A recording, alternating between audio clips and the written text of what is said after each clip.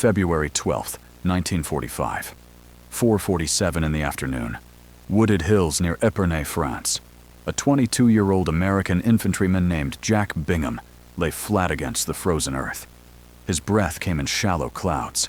His fingers, numb from cold, gripped a Springfield M19903A4 rifle.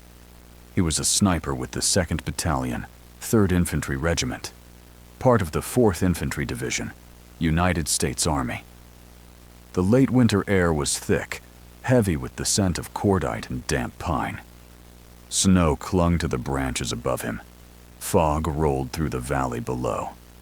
In his hands rested a standard-issue Springfield sniper rifle, but with one very unusual feature. The scope mounted to it wasn't military grade. It wasn't factory made. It wasn't regulation. It was something he had built himself. His fellow soldiers had laughed when they first saw it. A scope fashioned from a broken medical microscope. A steel ring scavenged from a dismantled German artillery fuse to hold it in place. Dials marked by hand with pencil notches. It looked absurd. Amateurish. Like something a child would make in a garage. They called it a toy.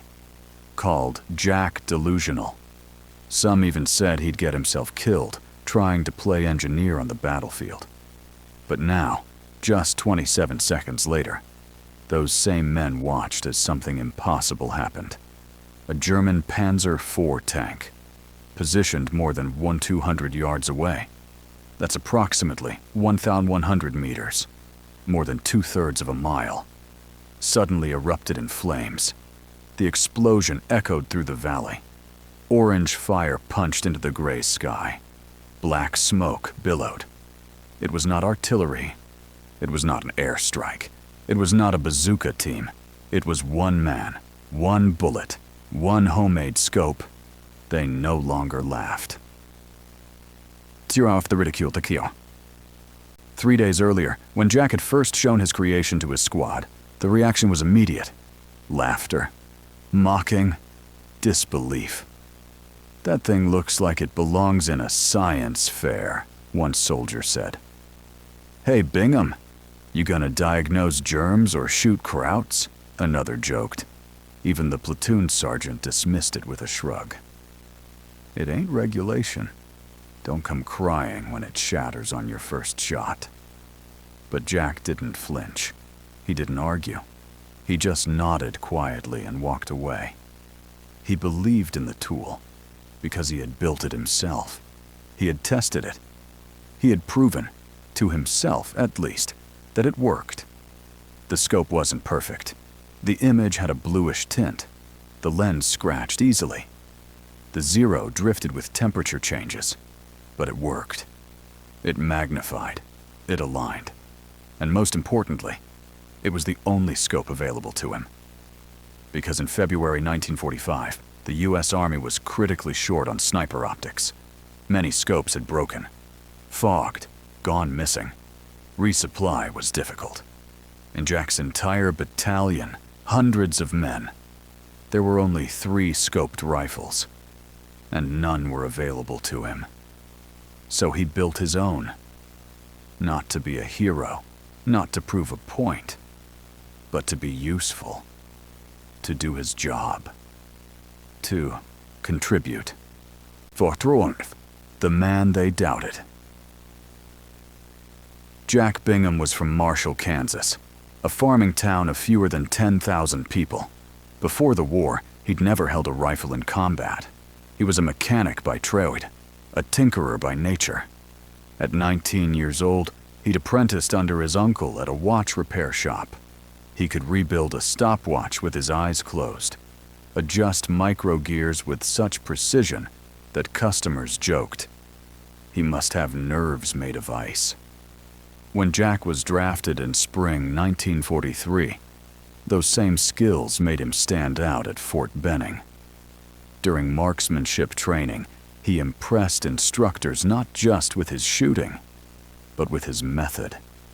He adjusted for windage and elevation without being told how. Measured distances in his head using trees, fence lines, even shadows. But without a formal sniper program in place, and with few scopes to go around, Jack was assigned as a regular rifleman. By the time the Battle of the Bulge ended in January 1945, the Army had begun to realize it was desperately short on trained sharpshooters, and Jack saw an opportunity. The creation. In early February, stationed near Epernay, Jack quietly asked to visit the battalion's field hospital.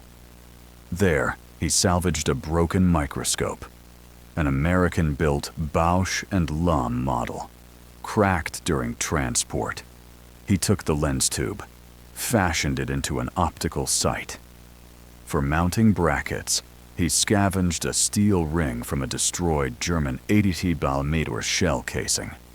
Over 2 nights, working in secret by candlelight, he soldered, filed, and balanced the contraption onto the barrel of his Springfield UM1903A4. The vertical reticle, essentially a crosshair, was hand-painted using a single strand of wire, removed from a field telephone cable, stretched across a ring of dental cement. It wasn't pretty, but it was precise. When he showed it to his squad, they burst out laughing. But Jack didn't argue, didn't defend himself. He just went back to work, because he knew something they didn't. He knew it would work, because he'd tested it. Alone, in secret, at night. He'd practiced on rusted helmets at 200 yards, then 400, then 600. Each night, walking farther back. He made notes, measured angles, tracked how the lens held up in freezing air. The scope fogged slightly in cold, but he found a solution, applying a thin film of soap to the interior glass and polishing it off. It worked, well enough. The mission. By February 11th, intelligence reports confirmed increased German armor movement near the Bois de Laine forest, particularly Panzer IV tanks, the backbone of German armored divisions, outfitted with 75 mm high-velocity guns, frontal armor as thick as 80 mm. For an infantryman caught in the open, a Panzer was a death sentence. The usual solutions: air support, anti-tank artillery, bazookas fired from close range. A rifle, even a sniper rifle, had no business against a tank. But Jack wasn't planning to pierce armor. He'd studied the diagrams. He knew the layout. He knew the engine deck at the rear housed fuel intake caps, often left exposed during refueling. He'd seen spare fuel canisters strapped to the back of German armor. Standard procedure, easy to reach, but also vulnerable. If he could aim for that, not the hull, not the turret, but a soft, unprotected target, he might not destroy the tank outright. But he could set it ablaze, force it to stop, force the crew out, create chaos. That would be enough. His plan wasn't crazy, it was calculated. But nobody believed in it. Not yet. The order. That morning, during a command briefing, Lieutenant Colonel Harris made an unusual request. He wanted a sharpshooter in position by daybreak. Someone quiet, steady, familiar with terrain. The mission: observe, and if possible, disrupt German vehicle movements, cause confusion, pick off officers, force delays. One name came up: Bingham. Jack was summoned to the command tent. Harris looked him over like inspecting a piece of equipment he didn't quite trust. "I hear you've been playing scientist with a rifle," Harris said. "Yes, sir." "You think that thing of yours can hit anything past 400 yards? "I know it can, sir." Harris didn't nod, didn't smile. He just handed Jack a map, circled a spot labeled Grid 17 Alpha, an elevated thicket of pine trees, about 100-200 yards from suspected German tank positions. Clear line of sight, but a long shot. Longer than regulation. Longer than doctrine recommended. You'll go in before dawn. No backup. No noise. No second chances. Yes, sir. The position. That night, Jack packed light. His Springfield rifle with the homemade scope. 40 rounds of match-grade ammunition, all hand-selected for consistency. A pair of wire cutters. 2 canteens. 1 chocolate bar. No sidearm. He didn't expect to fight his way out. As the sun set, he moved out alone, cutting through frost-covered fields toward Grid 17 Alpha. He reached the ridge shortly after midnight, dug himself a shallow scrape beneath a fallen pine. Above him, the moon filtered through thin cloud cover, casting long silver shadows across the treetops. The night was deathly quiet. No insects, no wind, just the distant thud of artillery, the occasional bark of a German machine gun far to the east. Jack adjusted his scope, marked notches on a branch above his position to track changing wind, measured distance using fence posts and the width of the valley floor. He double-checked the tension on mounting rings. Everything was tight, aligned. He lay prone, motionless, for nearly 6 hours. Just before dawn, a column of smoke appeared on the horizon. The Panzer was moving. Slow, intentional. It emerged from the trees, paused just beyond the ridge line. Steam hissed from exhaust pipes. A crew member, bareheaded, probably the loader, stepped out, began refueling from an external jerry can strapped to the rear hull. It was exactly what Jack had been waiting for. One mistake, one exposed canister, one chance. He exhaled slowly. 200 yards, a target no bigger than a lunchbox, less than 3 seconds of visibility. He steadied the crosshairs. His finger moved to the trigger. The world fell silent. And Jack Bingham, the man they mocked, the soldier they doubted, the tinkerer they dismissed, pulled the trigger. This is the true story of the gunner who built his own scope from broken parts and scrap metal, who took the impossible shot and changed the course of a battle, not because he was the best soldier, but because he refused to accept standard issue as the only option. One man, one rifle, one homemade scope, and the shot that made history. Who was Jack Bingham?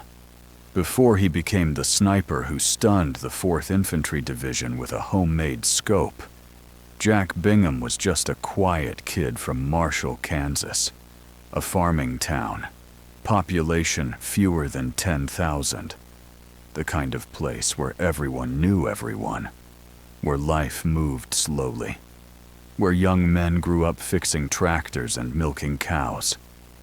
Jack was born in 1923.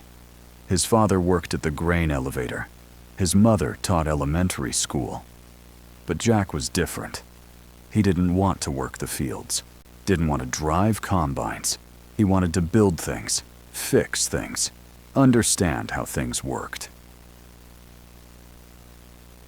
The watch repair shop. At 16, Jack apprenticed under his uncle at a watch repair shop in town.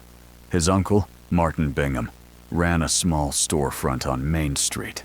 Fixed clocks, pocket watches, anything with gears. Jack took to it immediately. He had the patience, the steady hands, the obsessive attention to detail. Within 6 months, he could disassemble a pocket watch blindfolded, reassemble it perfectly, adjust the balance spring with tweezers thinner than human hair. Customers started requesting him specifically. "Let the boy do it," they'd say. "He's got the touch." What Jack loved wasn't just the precision, it was the problem solving. Every broken watch was a puzzle, a challenge, something that could be fixed if you thought hard enough. That mindset, that refusal to accept broken as final, would later save lives. The draft. In spring 1943, Jack received his draft notice. He was 19 years old. He didn't try to avoid it. Didn't ask for exemptions. Just packed a bag, said goodbye to his mother, and boarded a train to Fort Benning, Georgia. Basic training was brutal, hot, exhausting. Jack wasn't the strongest, wasn't the fastest, but he was methodical, disciplined. And when they put a rifle in his hands, something clicked. During marksmanship training, Jack didn't just shoot. He studied. He calculated. He watched how wind affected trajectory, how temperature changed bullet drop, how shadows could help estimate distance. His instructors noticed. "Bingham's got a gift," one said. "Wish we had more like him." But there was no formal sniper program yet. No specialized training, just basic marksmanship. So Jack was assigned as a regular rifleman, shipped to Europe in summer 1944. Normandy to the bulge. By the time Jack arrived in France, the Allies had broken out of Normandy. The push toward Germany was underway. Jack's unit, 2nd Battalion, 3rd Infantry Regiment, 4th Infantry Division, saw heavy fighting. Through the hedgerows of Normandy, the forests of Belgium, the frozen hell of the Ardennes during the Battle of the Bulge. Jack watched friends die, saw things no 21-year-old should see. But he also learned. He observed. He adapted. He noticed that most casualties came from poor positioning, from soldiers not understanding distance, not respecting the range of enemy weapons. He noticed that scoped rifles, when available, made a massive difference. One good marksman could pin down entire squads. But scopes were rare, fragile, often broken or missing. And that's when the idea started forming. What if he could build his own? The problem. By early February 1945, the 4th Infantry Division was critically short on sniper equipment. Only 3 scoped rifles for the entire battalion. Hundreds of men, 3 scopes. Resupply was slow. Broken optics couldn't be replaced quickly. The Army's logistics were stretched thin. Jack asked his platoon sergeant if he could be assigned one of the scoped rifles. "You and 50 other guys," the sergeant replied. "Get in line." But Jack didn't get in line. He got to work. The salvage. In early February, Jack visited the battalion's field hospital. Not because he was wounded, but because he had an idea. He asked the medics if they had any broken equipment, anything optical. They showed him a damaged microscope, an American-built Bausch and Lumb model. The casing was cracked, the stage was bent, but the lenses were intact. "Can I have this?" Jack asked. The medic shrugged. "It's trash. Take it." Jack carried it back to his tent, disassembled it carefully, examined every piece. The objective lens was perfect, clear, undamaged. Magnification, approximately 4x. Good enough. The focus ring was bent but could be straightened. The ocular lens, what you look through, was scratched but usable. He had the core of a scope. Now he needed to mount it. The construction. For 2 nights, Jack worked in secret, by candlelight, under a canvas tarp. He fashioned mounting rings from a steel band, scavenged from a destroyed German 88mm shell casing, cut it with a hacksaw, filed it smooth, drilled holes for bolts. He used wire from a field telephone cable to create a crosshair, stretched it across a ring of dental cement, borrowed from the medic's supplies. He balanced the entire assembly onto his Springfield M1903A4, tightened it, tested the alignment. It looked ridiculous, clunky, improvised, like something held together with hope and wire. But when Jack looked through it, he saw clearly. The image was sharp, the crosshair aligned. It worked. The mockery. When Jack showed his creation to his squad, the reaction was immediate. Laughter. "What the hell is that?" one soldier asked. "That thing looks like a science project," another said. "Bingham? You gonna shoot Germans or cure polio?" Even the platoon sergeant dismissed it. "That's not regulation, son. It'll fall apart the first time you fire." But Jack didn't argue, didn't defend himself. He just said quietly, "I'd like permission to test it, Sergeant." The sergeant waved him off. "Do what you want. Just don't waste ammunition." The secret tests. Every night for a week, Jack walked alone to a clearing called Red Hill, named for its iron-rich soil. He set up rusted helmets on fence posts, started at 200 yards, then 100 forward, then 600. Each night, he walked farther back, made notes, measured angles, tracked how the scope held up in freezing air. The scope fogged slightly in cold, but he found a solution, applying a thin film of soap to the interior glass and polishing it off. It worked. By February 10th, Jack had tested the scope at distances up to 800 yards, hitting targets consistently. He knew it could work.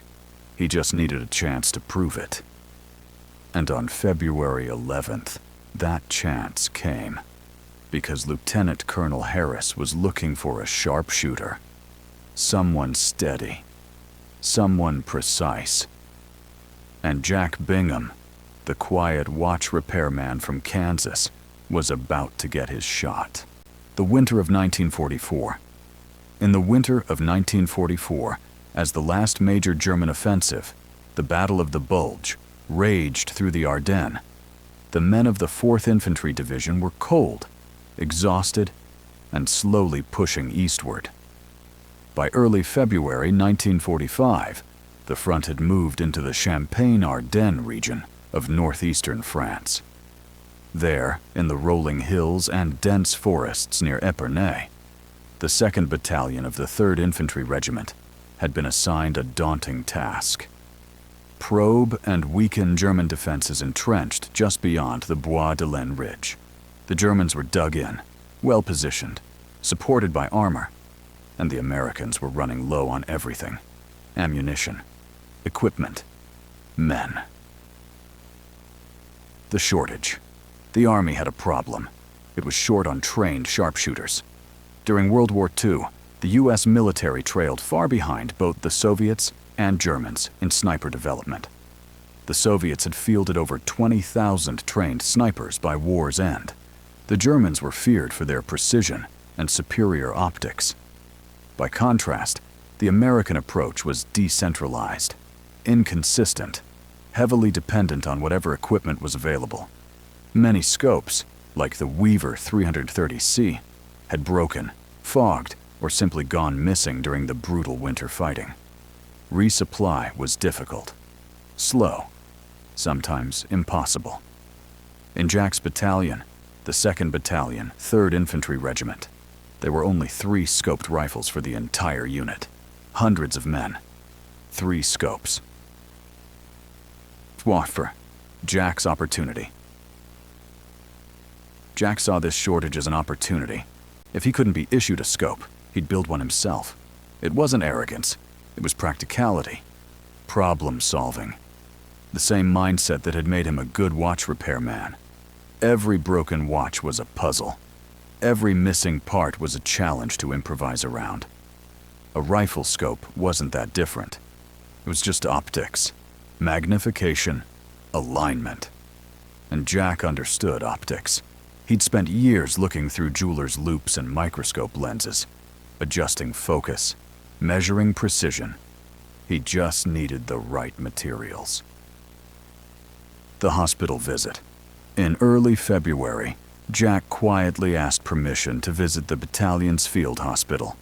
The medics were curious. "You hurt, Bingham?" "No, just looking for something." Looking for what? Broken equipment? Anything optical. They showed him a pile of damaged medical supplies, thermometers, bandages, instruments. And then Jack saw it. A broken microscope. An American-built Bosch and Lum model. The casing was cracked from rough transport. The stage was bent, but the lenses were intact. "Can I have this?" Jack asked. The medic shrugged. "It's garbage. Take it." Jack carried it back to his tent like treasure. The disassembly. That night, by candlelight, Jack disassembled the microscope, carefully, methodically, like he was disassembling a watch. He separated 3 main components: the objective lens, the front lens that gathers light, the focus ring, for adjusting clarity, the ocular lens, what you look through. The objective lens was perfect, clear, undamaged. Magnification, approximately 4x, more than enough for a rifle scope. The ocular lens was scratched, but usable. The focus ring was bent, but could be straightened with pliers. He had the core of a scope. Now he needed to mount it to a rifle. The mounting solution. For mounting brackets, Jack needed something strong, rigid, heat-resistant. He found it in the wreckage of a destroyed German position, an 88mm shell casing. The base ring was steel, thick, durable. He cut it with a hacksaw, filed it smooth, drilled holes for bolts using a hand drill borrowed from the battalion mechanic. He fashioned 2 rings, one for the front of the scope, one for the rear. Then he mounted the entire assembly onto his Springfield M11 3A4 rifle, tightened the bolts, checked alignment. It held. The crosshair. The final challenge, a reticle, a crosshair. Professional scopes had etched glass reticles, precisely manufactured, calibrated. Jack didn't have that, so he improvised. He took a single strand of wire from a field telephone cable, stretched it across the interior of the ocular lens, secured it with dental cement, borrowed from the medic's supplies. He aligned it carefully, vertically and horizontally, creating a simple crosshair. It wasn't perfect, but it was functional. It's not on the first test out, Senor.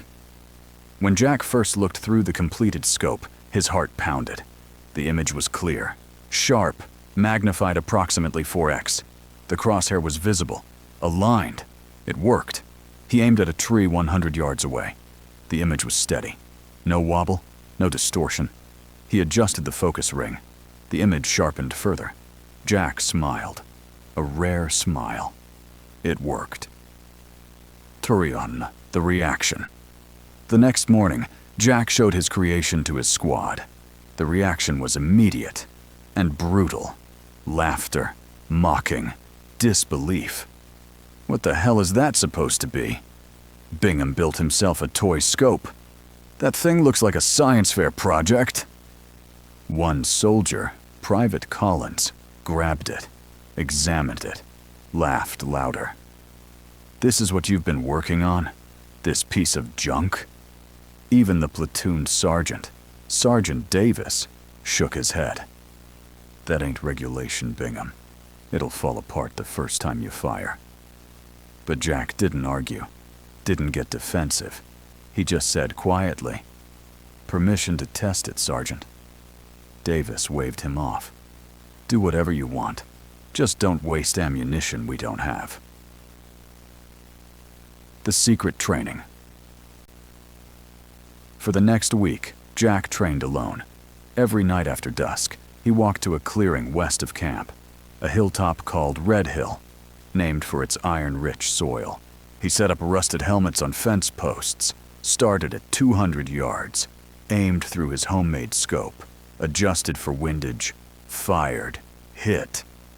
He moved the helmet back, 300 yards, fired again, hit, 400 yards, hit, 600 yards. Hit. Each night, he walked farther back, made notes in a small ledger, calculated distances, adjusted for temperature changes. The scope fogged slightly in freezing air, but Jack found a solution, applying a thin film of soap to the interior glass and polishing it off with cloth. It worked. By February 10th, Jack had tested the scope at distances up to 800 yards, consistently hitting targets. He knew it could work at even greater range. He just needed the right conditions, the right target. And on February 11th, that opportunity arrived, because Lieutenant Colonel Harris was looking for a sharpshooter to take a forward observation position. Someone steady, someone precise, someone willing to take a long shot. And Jack Bingham, mocked, doubted, dismissed, was about to prove everyone wrong. On 200 yards of doubt, Jack Bingham never asked for permission to build his scope. He knew better. In the Army, improvisation wasn't encouraged unless it came from the top brass. Initiative without approval could get you reprimanded, or worse. But what he did ask for, quietly, respectfully, was time. Time at night. Time alone. Time to make something better than what he'd been issued, which was nothing. During those early February nights, Jack worked under canvas, just beyond the tree line west of Epernay. He wrapped his gear in burlap and oilcloth to muffle the sound of metal tools. His flashlight was wrapped in red cellophane, stolen from a medic's signaling kit. He kept notes in a tiny ledger, calculating distances, crosswind drift, adjustments for temperature changes. He was methodical, obsessive, focused. The engineering, the microscope tube was disassembled into three main components: the objective lens, front; the focus ring, middle; the ocular lens, rear. Jack mounted the system onto the Springfield's receiver using two hand-fashioned rings, clamped with scavenged bolts.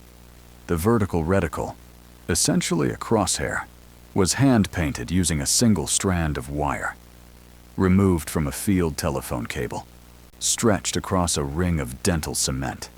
It wasn't pretty, but it was precise. The nightly practice. Every evening after dusk, Jack walked to Red Hill, a clearing known for its iron-rich soil. There, he practiced. He set up rusted helmets on fence posts at different distances. First 200 yards, then 400, then 600. Each night, he walked farther back. He made notes, measured the angle of bullet drop, tracked how the homemade lens held up in the cold. The scope fogged slightly in freezing air, but Jack found a solution, applying a thin film of soap to the interior glass and polishing it off. It worked. Well enough. The warning. Jack never spoke much to the others during these drills. They knew where he went. Some watched from a distance, amused. Others ignored him. His platoon sergeant, Davis, warned him once, sternly. "You're wasting ammunition we don't have." Jack replied only once. "Sir, I'll bring them back clean." By February 10th, Division intelligence confirmed increased German armor movement near the Bois de Laine forest, particularly Panzer IV tanks, the backbone of German armored divisions. The version most commonly seen, the Ausführung H variant, outfitted with 75mm high-velocity guns, frontal armor as thick as 80mm. For an infantryman caught in the open, a Panzer was a death sentence.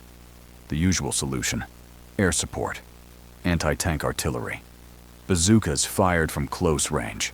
A rifle, even a sniper rifle, had no business against one. Thor. Jack's plan. But Jack wasn't planning to pierce armor. He'd studied the diagrams of the Panzer IV. He knew the layout. He knew the engine deck at the rear housed fuel intake caps, often left exposed during refueling. He'd seen spare fuel canisters strapped to the back of German armor. Standard operating procedure. Easy to reach for crews, but also vulnerable. If he could aim for that, not the hull, not the turret, but a soft, unprotected target, he might not destroy the tank outright, but he could set it ablaze, force it to stop, force the crew out, create chaos. That would be enough. His plan wasn't crazy. It was calculated, but nobody believed in it. Not yet. The briefing. By February 11th, the 2nd Battalion had advanced to the outskirts of the Bois de Laine, a patch of forest overlooking a shallow valley near the Marne River.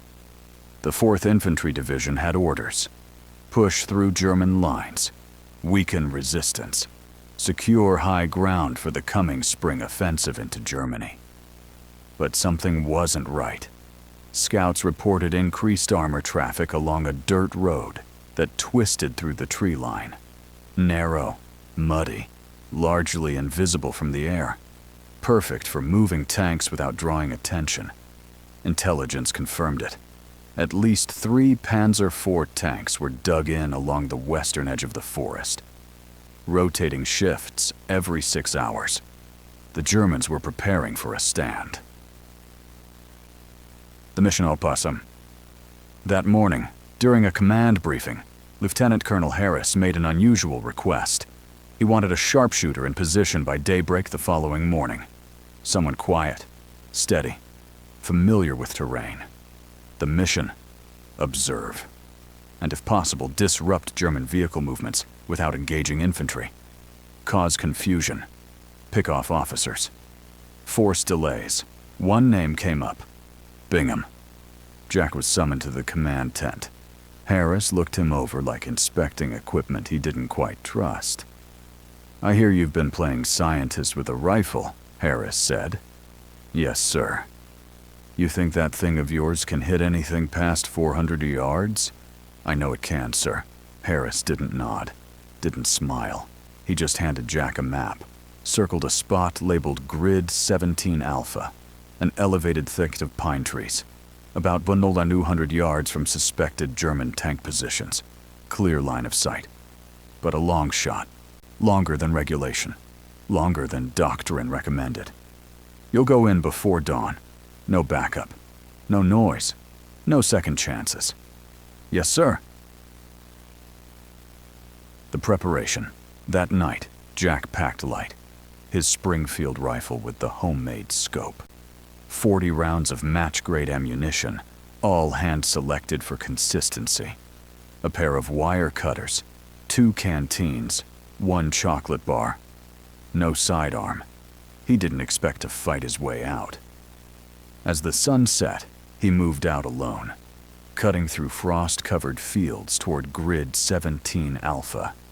He reached the ridge shortly after midnight, dug himself a shallow scrape beneath a fallen pine. Above him, the moon filtered through thin cloud cover, casting long silver shadows. The night was deathly quiet. No insects, no wind, just distant artillery thuds. The occasional bark of a German machine gun far to the east. Jack adjusted his scope, marked notches on a branch above his position to track changing wind, measured distance using fence posts and valley floor width, double-checked tension on mounting rings. Everything tight, aligned. He lay prone, motionless, for nearly 6 hours. The target appears.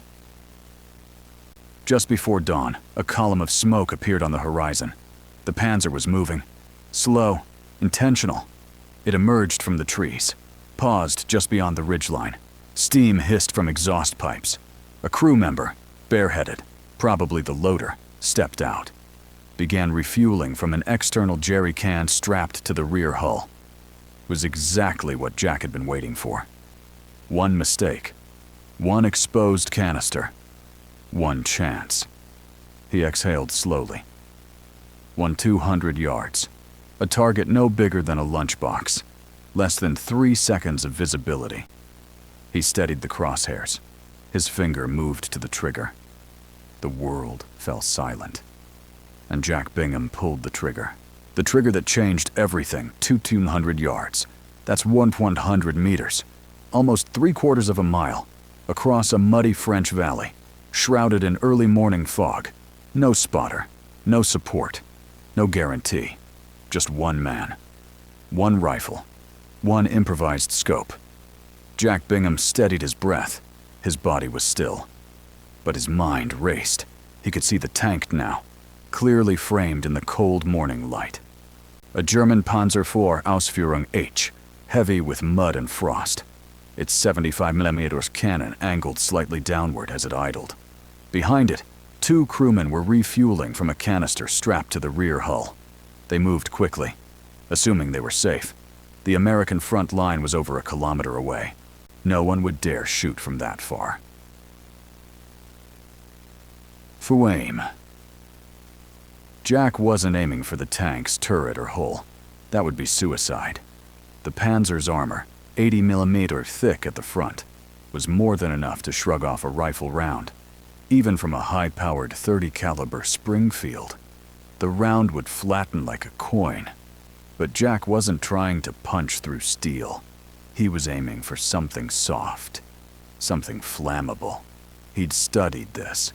German refueling procedures were often rushed, especially under pressure.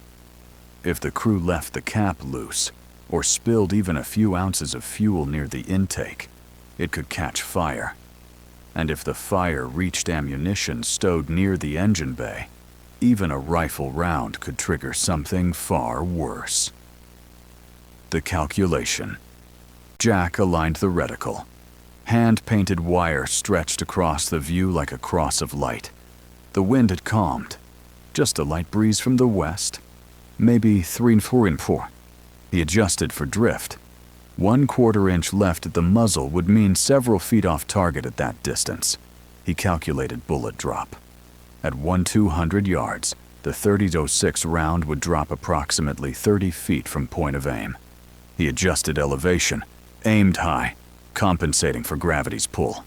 His crosshair settled on the fuel canister, just above the tank's rear deck. He inhaled once, held it, and squeezed. The shot. The recoil kicked gently into his shoulder.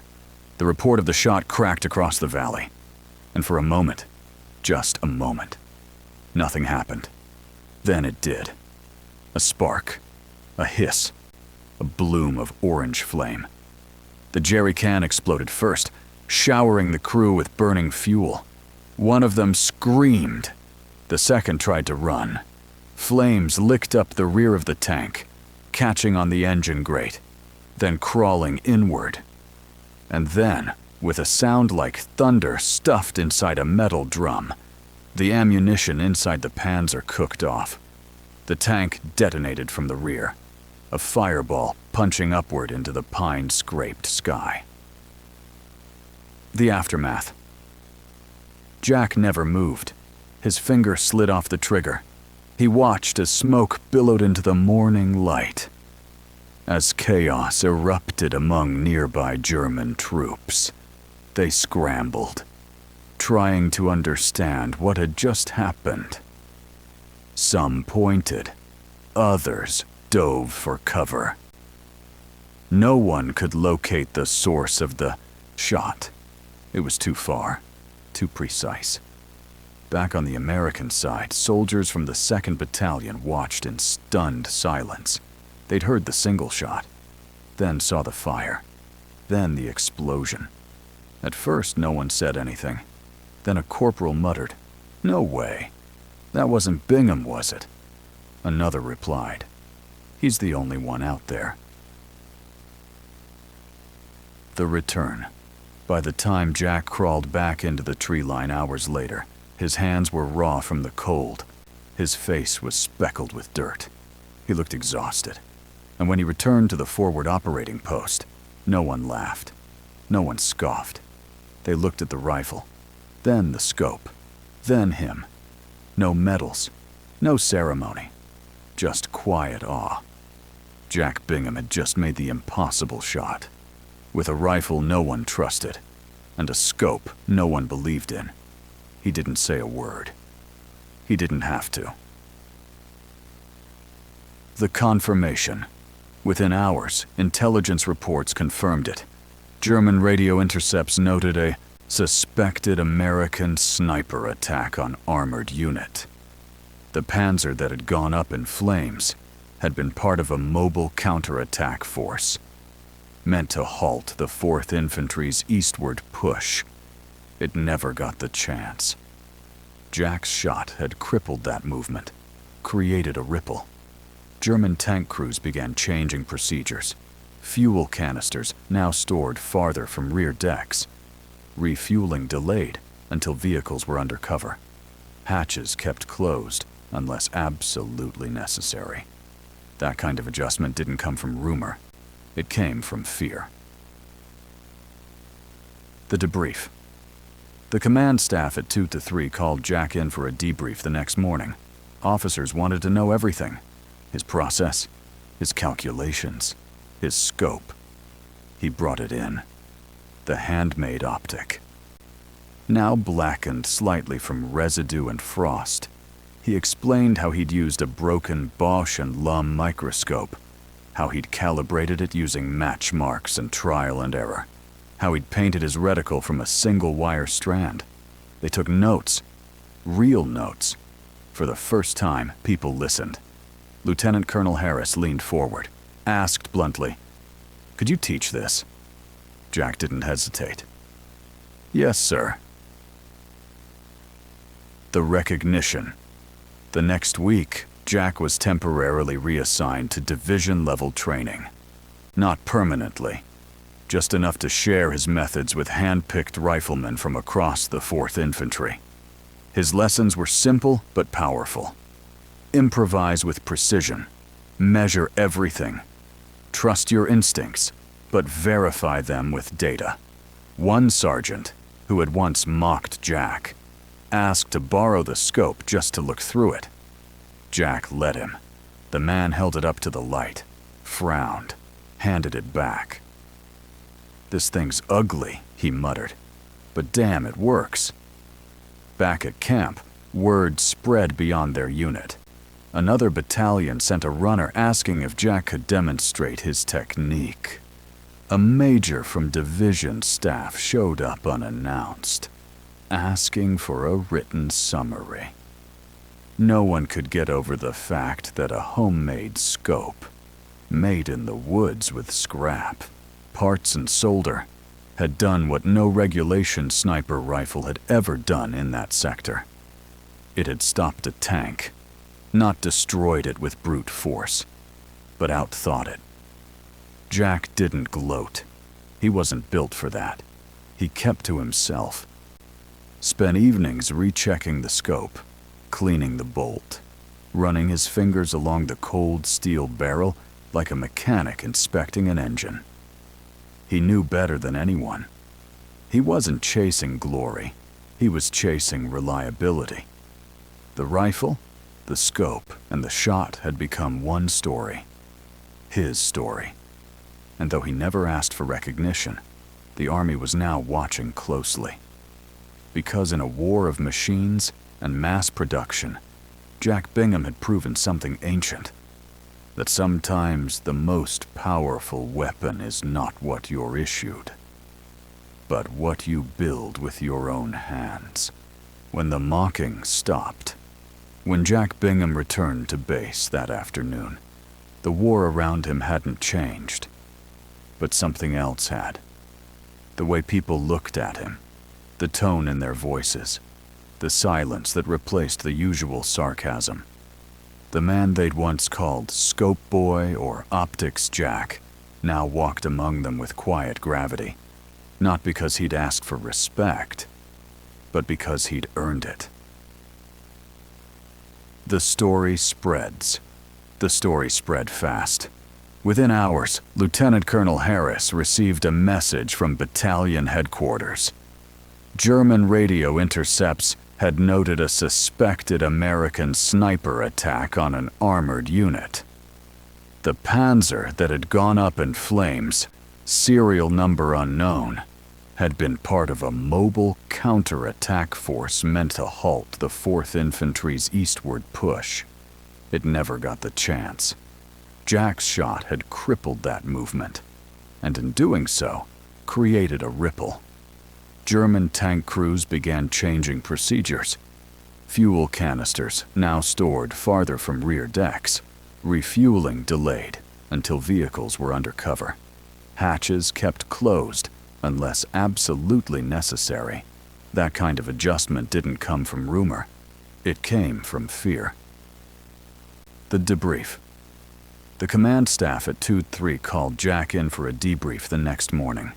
The officers wanted to know everything. His process, his calculations, his scope.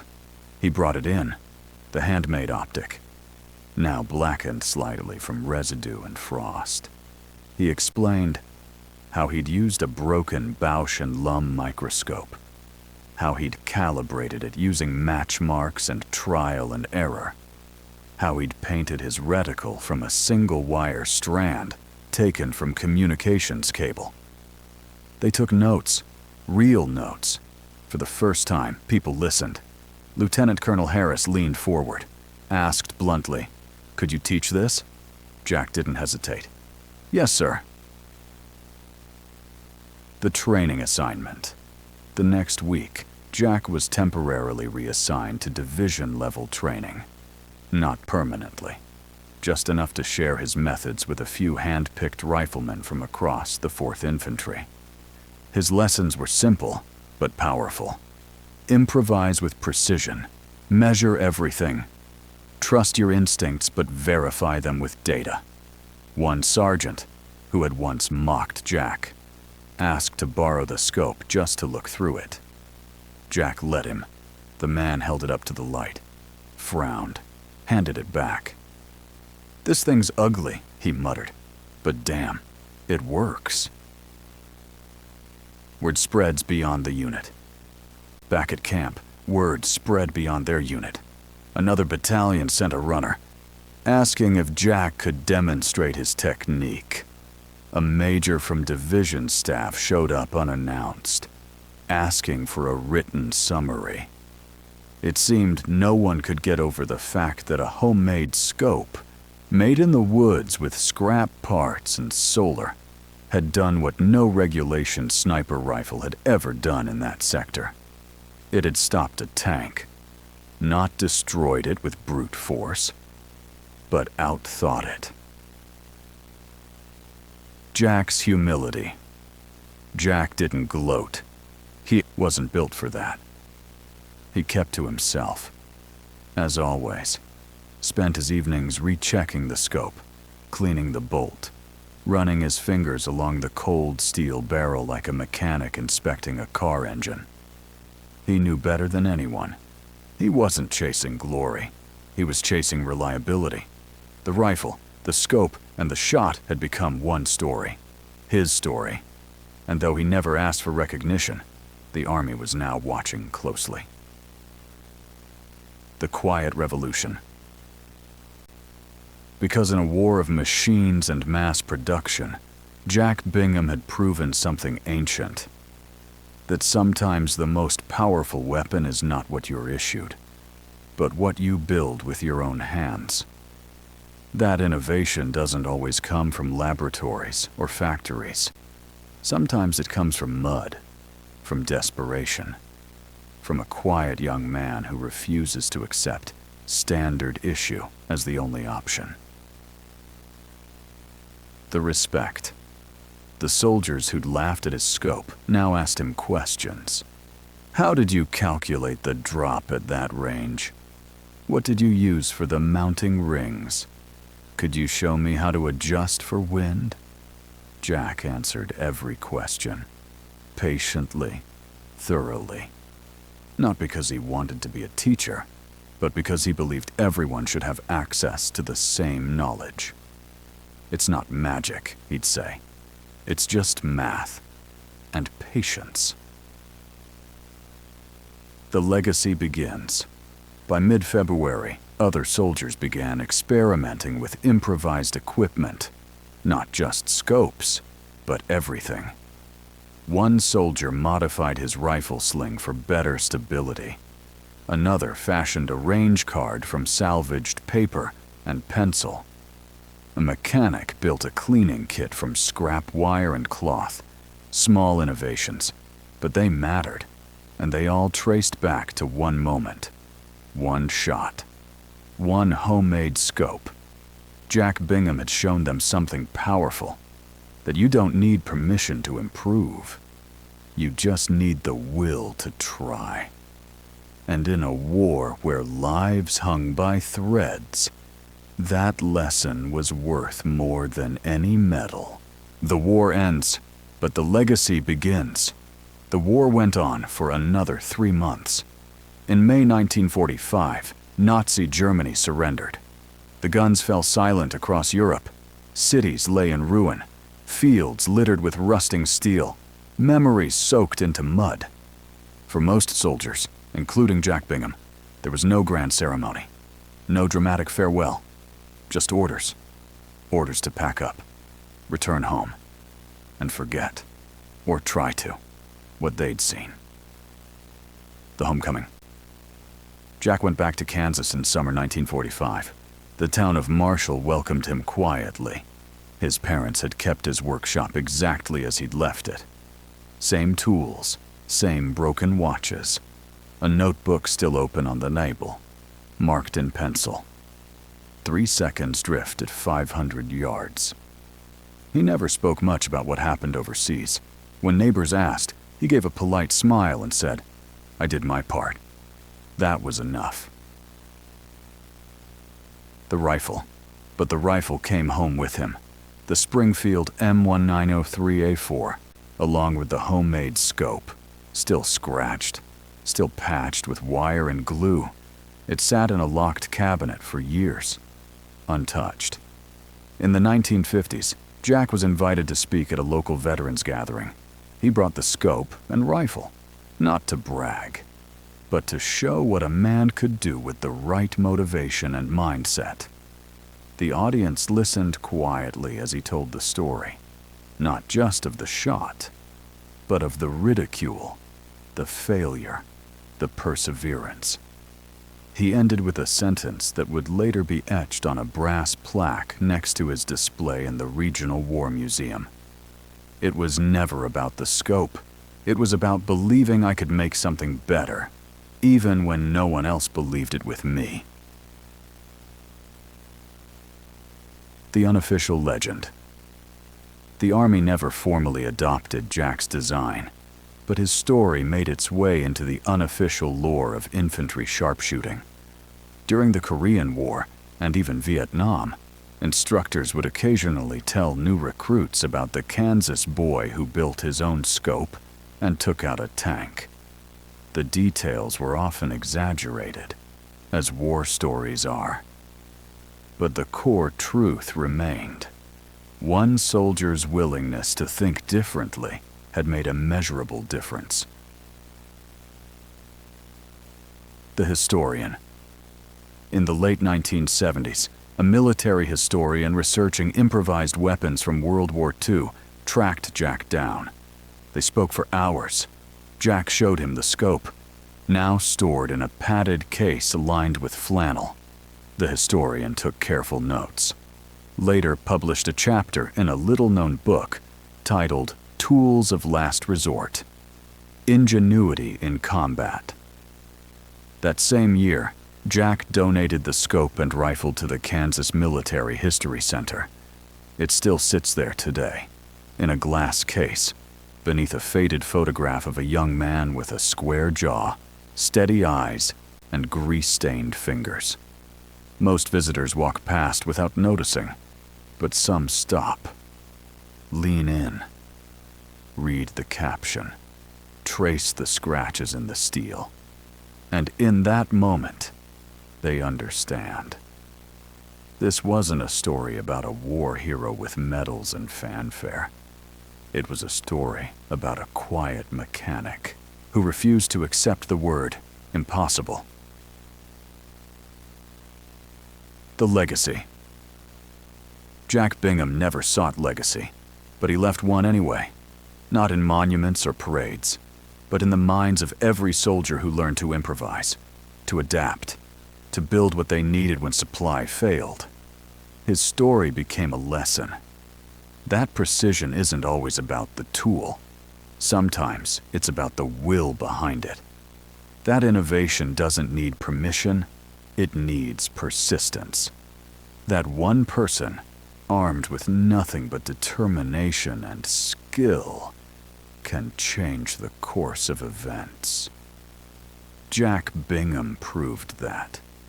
With a broken microscope, a steel ring, and a single bullet.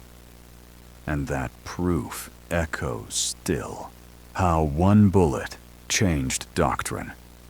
Jack Bingham never considered himself a strategist.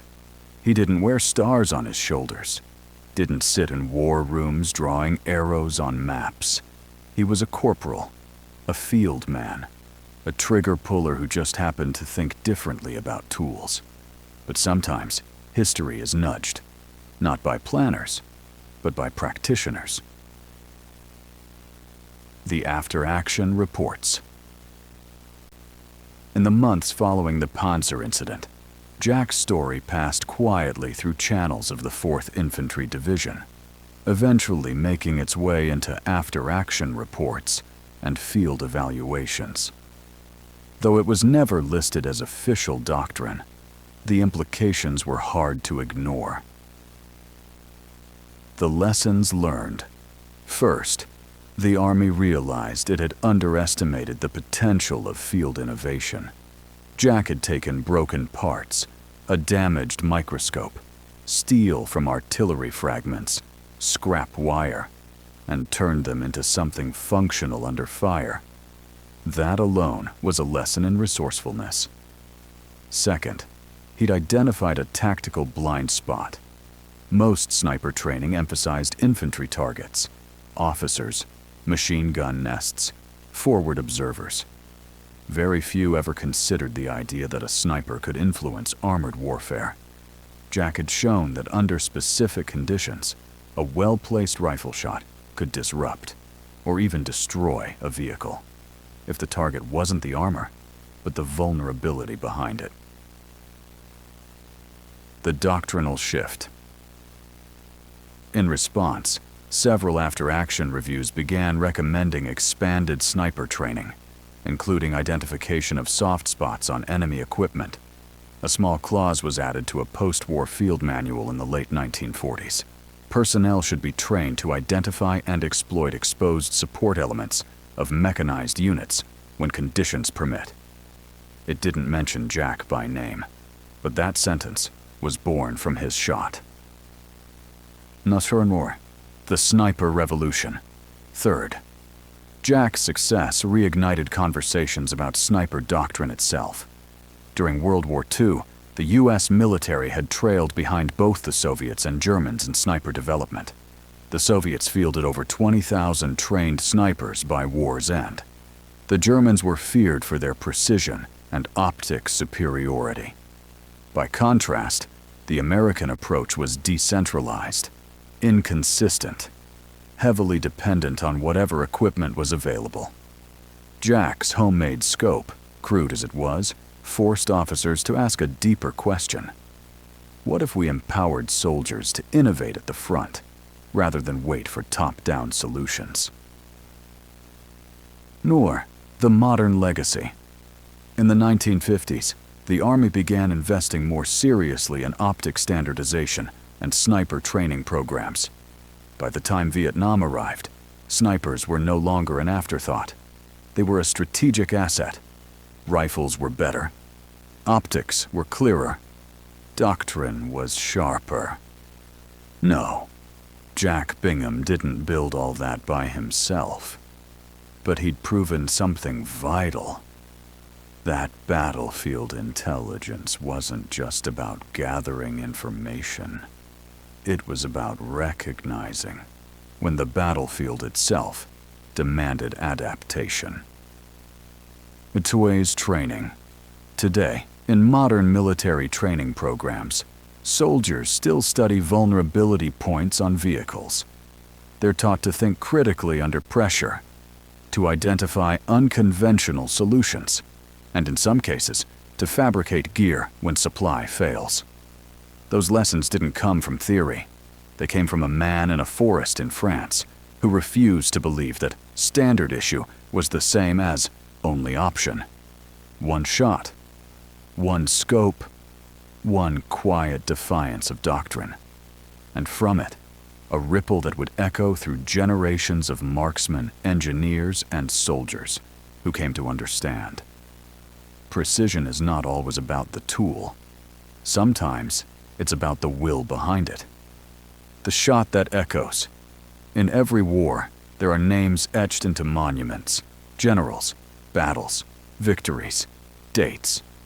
But history is also shaped in quieter moments, not with fanfare, not with headlines, but with one decision, one hand-built solution, one act of defiance that no one saw coming.